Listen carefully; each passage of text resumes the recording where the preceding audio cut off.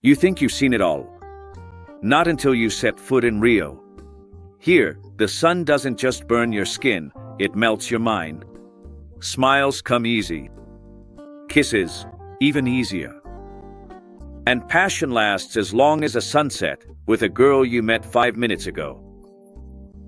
On the sand, samba and pagoda blast loud. Caipirinhas are shouted for. Globo biscuits. They fly. And the street vendor. He won't leave you alone, not even if you play dead. But who cares? There are women playing altinha, better than a lot of grown men with beards. There are old folks dancing, kid samba ing, and foreigners trying to do jiu-jitsu with life. And the karaoke just watches and laughs at it all. It's chaos, it's heat, it's confusion. But it's here that you get it. Rio isn't meant to be understood, it's meant to be felt. So stick around with me, because in the next few minutes I'm going to show you Rio as it really is. No filter, no script, and no wallet. Oops. Just kidding. If there's one thing this place doesn't lack, it's stories to tell. Number 1, being a carioca is a state of mind. I came to Rio thinking I was just going to get a tan. Coconut water, selfies on the sand, a pretty sunset, and that's it. But then Rio did what it does best. It swallowed me whole. First, the heat, but not that summer heat you see in beer commercials. It's the kind that makes you sweat just standing still, question why clothes exist, and rethink every second spent outside the air conditioning. And the karaoke. Completely unfazed, wearing flip-flops, shirtless, walking around with the swagger of someone who owns the world. And then you start to wonder, do these people live on the same planet? They make friends out of nowhere. While you're complaining about the noise, they're striking up a conversation with the corn vendor. On the bus, there's pagoda playing over Bluetooth and applause when the song ends. In the supermarket line, there are jokes, flirting, maybe even a new friendship. But don't be fooled. The karaoke isn't some mystical being. He gets annoyed too, exaggerates, runs late. The difference? He does it with charisma. In Rio, no one is in a hurry, but everyone lives in the moment. It's as if every street corner is a stage and every conversation is a chance to make history. And in the middle of all the chaos, you stop and wonder, do you really have to be born here to belong here? Number 2, the beach is sacred. Sunset is a ritual. You think the beach is just a place to sunbathe and take a dip. Then you've never been to Rio. Here, the beach isn't just a backdrop. It's a ritual. It's a living room, an office, a confessional, and sometimes all of that at once. And the karaoke. He doesn't just go to the beach. He lives at the beach. It doesn't matter if it's Tuesday, 9 in the morning. There will be someone playing altinha like it's the World Cup final. And it's not just the guys, no way. I've seen girls playing backwards, in crop tops, in sarongs, not letting the ball drop. Meanwhile, I could barely hold my cup of mate without spilling it. By the way, mate. If you've never heard of oh mate, get your mate echoing across the sand, you haven't really set foot in Rio. It comes in a weird jug, served in a little plastic cup that melts in the heat. But the taste? It's almost a religion. And if it comes with a Globo biscuit, then that's a full baptism. Now, if you think you're going to relax on the sand, forget it. There are vendors selling corn, empadas, popsicles, sunglasses, sarongs, chargers, fake tattoos. If you blink, they'll even sell their own mother to you, all with a smile on their face. It's the only place in the world where you can shop without leaving your chair. And when the day starts to wind down, everything changes. The color of the light shifts, the wind feels different, and it seems like even the city's noise takes a nap. And then, as if everyone just knows without saying a word, people start to migrate. The destination. The famous Arpoador. The rocks. Have you ever seen a sunset get a round of applause? I saw it, and honestly, it made sense. People climb up on the rocks like they're going to a concert. Couples hug each other. The group playing altinha stops just to watch. Even the street vendor pauses. And when the sun touches the sea, the ritual begins. Applause for the sun, as if it were an artist waving goodbye. And you, who showed up thinking it was over the top, find yourself clapping too, eyes welling up and your heart feeling kind of silly. And then comes the question, why am I getting emotional over a ball of fire going down? The answer isn't in the sun, it's in the moment, in the sound of the waves, in the smell of salt mixed with sunscreen, in the collective lightness of just being there, simply existing. Hey, I still have a lot to tell you about what goes on around here, but first, stop everything right now and send this video to that friend of yours who loves beer and is always bragging about how good he is at soccer, because here in Rio, here he's going to meet some women who play better soccer, drink more beer, and still have bodies like fitness princesses. Don't believe me? Then show him this and see if he's got the guts to come play a match with me. Oops. It's a little ball, you little rascal. 3. The trail on Morro Dois Irmãos. After the beach, sun, applauded sunset, and sand in my soul, I thought, let's experience the natural side of Rio. My naivety. Destination, Dois Irmãos Hill Trail. It seems peaceful, right? Just a little trail, connecting with nature, inner peace. But in Rio, even peace comes with adrenaline. First step, ride up Vidigal on a moto taxi. It was thrilling from the start. A 125 cubic centimeters motorcycle, no helmet, funk music blasting, and the driver, who was also a tour guide and answering his phone, racing up the hill like he was running from the cops. You hold on to whatever you can, make the sign of the cross, and just trust. Made it to the top?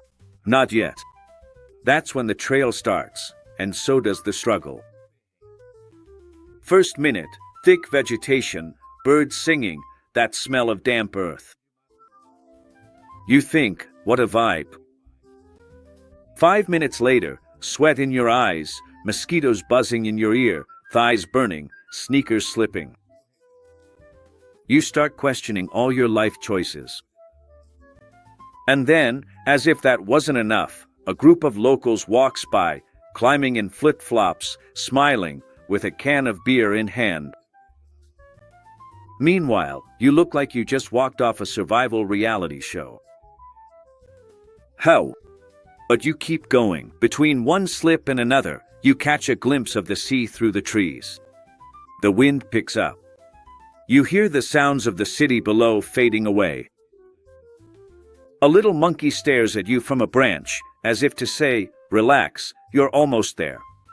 And when you finally arrive, everything makes sense. The top of Dois Irmãos is unbelievable. Ipanema down below, all of Lebanon, Sugarloaf Mountain in the distance, and Christ the Redeemer watching you from afar with a look that says, now you get it, right? You take a deep breath and, for the first time all day, you don't think about anything, you just feel. And you think, why don't we do this more often? On the way back, you almost feel like rolling down, because your body has already given up. But getting down sweaty, covered in mud, with a red face and a peaceful heart, is the complete combo.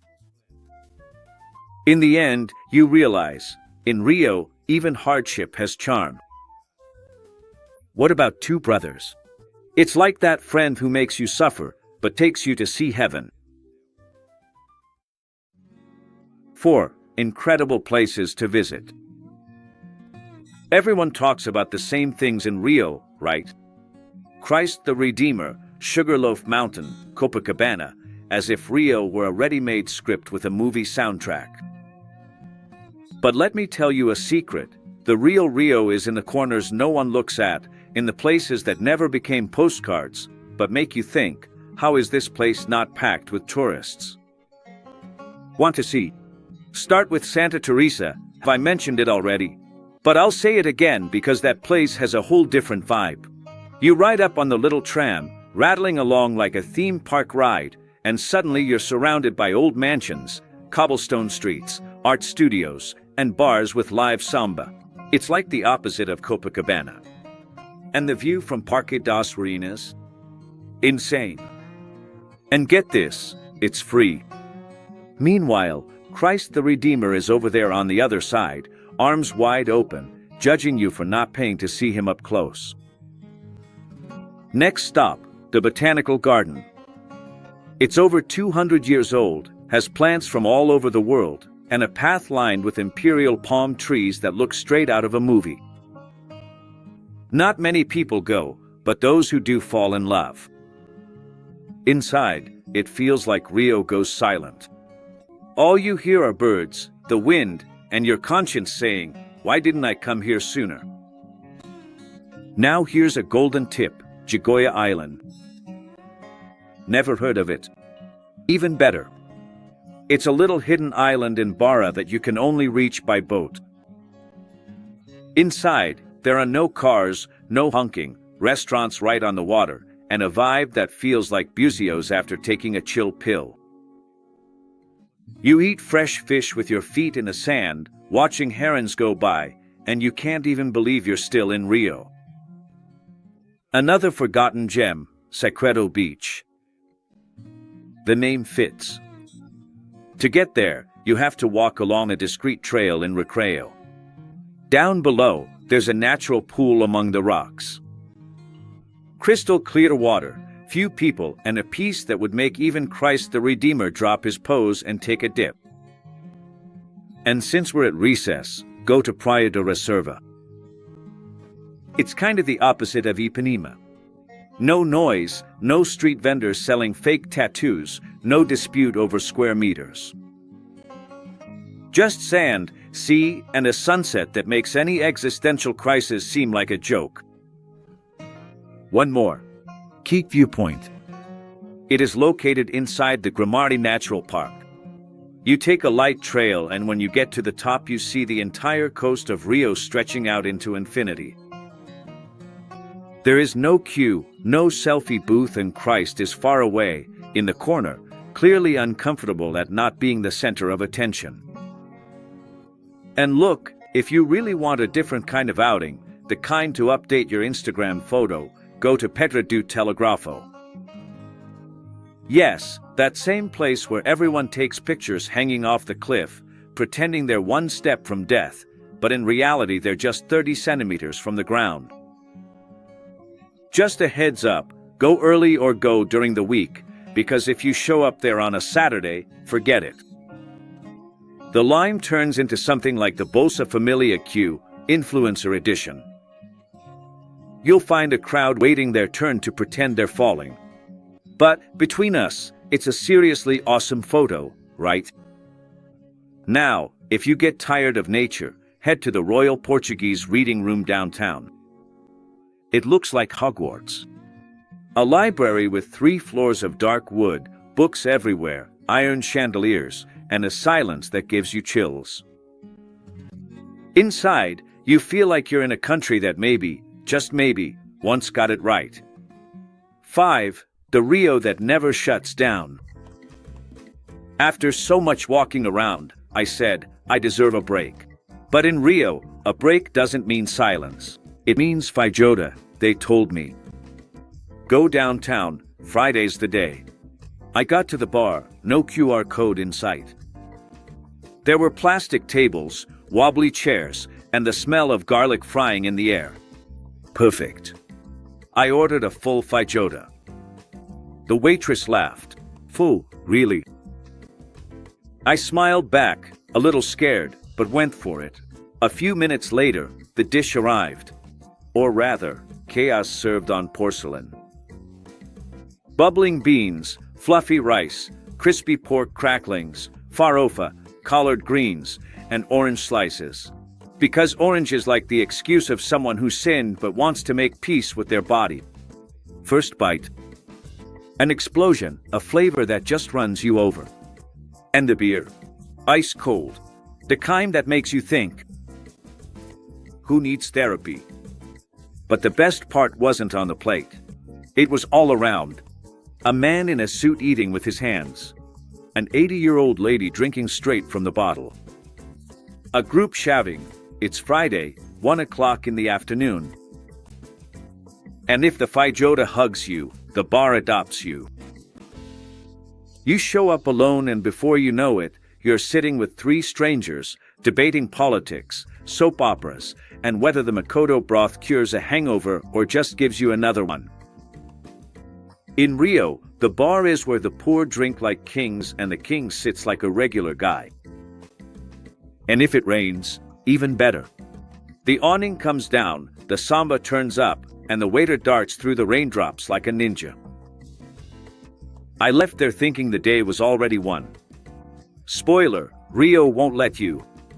Because the lunchtime beer turns into an invitation for the night. And the destination? Lapa. The arch is all lit up, people popping up from every direction, and the asphalt heating up like it's saying, "You gonna dance or you gonna dance?" There's drumming, foro, forbidden funk, old school samba, something for every musical taste. With the first sip of beer, you smile. With the second, you dance. With the third, you hug someone who swears they've been your friend since grade school. Even if you leave without your phone and wallet. You walk away feeling like Rio took you out for a spin and you didn't even want to go back home. 6. Carnival, soccer, and the soul of the people. You think Carnival only happens in February. You have no idea, rookie. In Rio, Carnival is a way of life, a state of mind, a permanent emotional rave. I ended up at a street party in November. Actually, it's just a rehearsal, they said. I showed up thinking it was just a little drum circle. No. It was a crowd, glitter everywhere, people in costumes and beer in hand. All together, at 4 in the afternoon, with the sun roasting your soul at 38 degrees. And the sound? Bass drum, tamborim, repique, snare. It hits your chest, comes up through the soles of your feet, and gets even those who swear they're just there to watch moving. Try to resist, go ahead. In 2 minutes, you're dancing. In 5, you're kissing someone. In 10, you're swearing eternal love to someone who doesn't even know your name. But the craziest thing is respect in the middle of all that chaos. Well, at least until the 3rd beer. After that, it turns into a group makeout, off-key singing, and hugging strangers. And nobody judges. There, everyone becomes part of the same show. You stop being a tourist and become a character. And when the block ends, no one leaves. He sits on the sidewalk, buys more beer from the cooler and starts planning the next one, which no one knows when. But there always is. Then, when you think you've experienced it all, Maracanã comes along. Flamengo versus Botafogo. Sunday, scorching sun. 2 hours before the game, the city is already in a trance. Street vendors selling headbands, beer flowing, fans singing like it's a World Cup final. But it's just another Sunday. I walk into the stadium and the air changes. It's not just football. It's a mass, an exorcism, a catharsis. The Flamengo fans. A red and black avalanche. People jumping, shouting, crying, hugging. There are old folks, kids, foreigners, shirtless people, people who've lost their voices. Next to me, an 80-year-old lady. Beer cup in one hand and professional-level cursing coming out of the other. And when the goal comes, explosion. A scream that comes from deep in your gut. Beer flies, people hug strangers, there are tears, there's dancing, there are promises made. You might not know a thing about soccer, But you feel it. You feel it in the ground shaking, in the goosebumps on your skin, in your heart racing like you just downed 3 energy drinks and got a hug from the whole crowd. And then you get it. A karaoke doesn't just cheer, they give their soul. Carnival and soccer in Rio aren't just events. They're escape valves for a country full of problems. They're the choked-up screams of the week that come out in unison. And even if you arrive from somewhere else, feeling out of place, a bit lost, in just a few minutes you're already singing along, jumping, smiling, and forgetting that the world outside might be on the brink of World War III. 7. The chaos of Rio is part of its charm. Have you ever tried to cross a street in Rio thinking that a red light will protect you? Well, good luck. The light turns red, the car speeds up, the motorcyclist honks, and the cyclist even yells at you. All at the same time. The bus takes off before you even get on, takes corners like it's racing at Interlagos, and the fare collector still smiles at you. Good morning, my friend. Downtown, honking is the soundtrack. There's funk blasting on one side, a saxophonist on the other, empanadas, knockoff headphones, street vendors, parking attendants, and you in the middle, trying to figure out where you ended up. How do these people handle it? They don't handle it. They dive right in. In the middle of the chaos, there's laughter, kids playing soccer, strangers chatting, and even free hugs. And you end up laughing too, because Rio doesn't try to hide the chaos. It owns it, it dances samba on top of it, and turns the mess into a lifestyle. After a week here, I got it. Karaokes don't just walk, they strut, they talk loud, curse with a smile, hug you tight, call you my brother without knowing your name, and invite you to a barbecue without even asking if you eat meat. He complains about Rio, but he never leaves, because deep down, he knows the chaos is part of the charm. I came here with a plan, but I left with sand in my swim trunks, samba stuck in my head, and one thing for sure, Rio is life at full volume. And the karaoke. He's the guy who smiles in the middle of the chaos with a cold beer in his hand. Yes, my friend, and if you got this far, comment Rio de Janeiro, just so I know you listened to all my nonsense until the end. Oh, and don't forget to check out this unique experience I had in this place. Click on the video that appears and embark on this journey with me. Thanks a lot. And a kiss on the ass. I went.